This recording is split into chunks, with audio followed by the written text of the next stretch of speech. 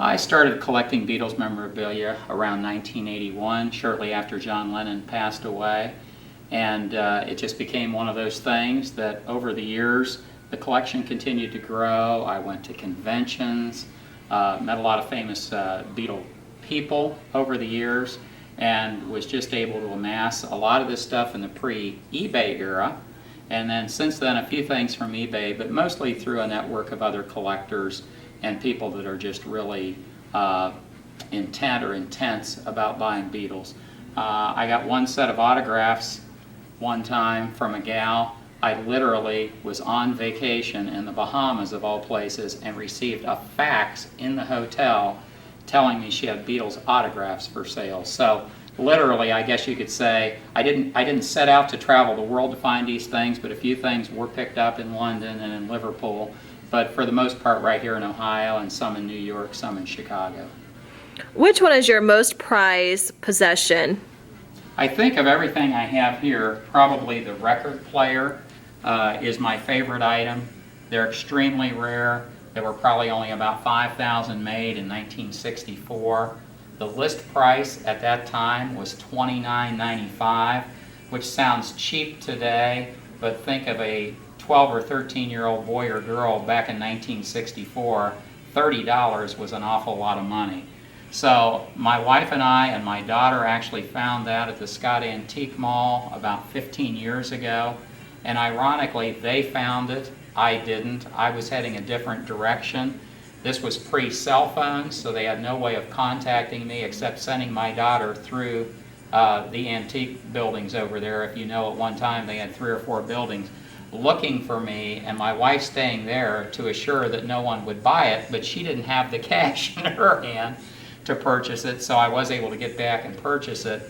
2 hours after I got home, I got a call from a friend of mine who is a collector, a lady, and she said, "Gary, were you the one that bought the Beatle record player that was at the Scott Antique Show?" And I said, "Yeah, actually I was." And she said, "Well, when the lady described you, I was pretty sure it was you." And I got there an hour after that. A friend of mine called me, told me it was there, and by the time I got there, you had purchased it.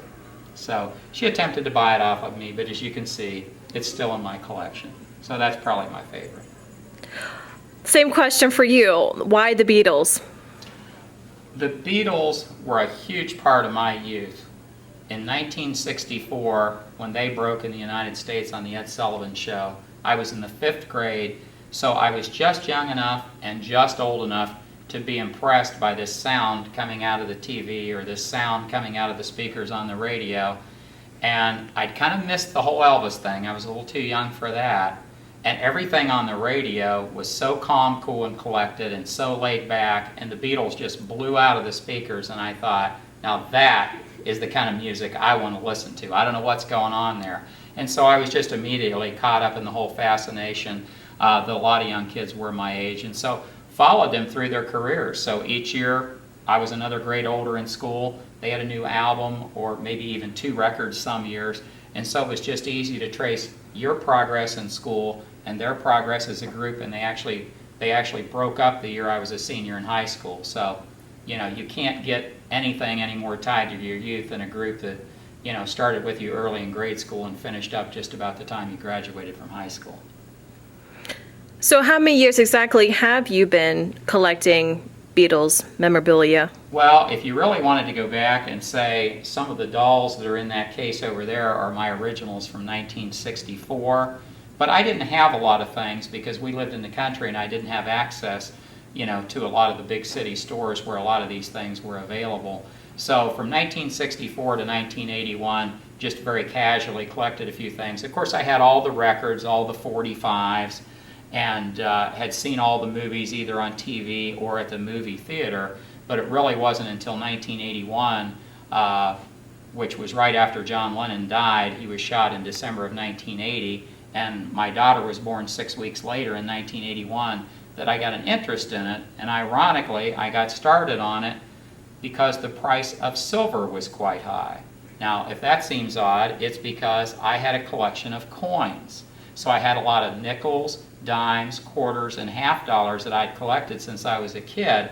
And at that time, in the early 80s, the price of silver went through the roof. and it got up to 20 to 25 times face value. That was just too much to think about not cashing those in. So I took all those quarters and nickels and dimes, I took them to the local coin shop, and he gave me more than 20 times the face value on them, and that gave me, I guess you could call it seed money. And then I began advertising in classified ads long before eBay, in classified ads saying, buying Beatles memorabilia, lunch boxes, records, etc. And that's how it started. And the very first item I got from those classified ads was the Hard Day's Night movie poster over there from Cadiz, Ohio.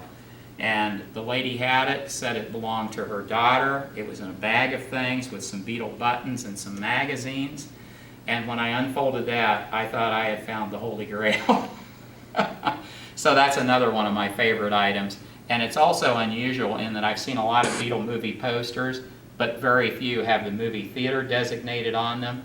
Then to find one with a local movie theater designated on it is very hard to find. So that's another favorite piece, because it was one of the first things that I really found through my one ads.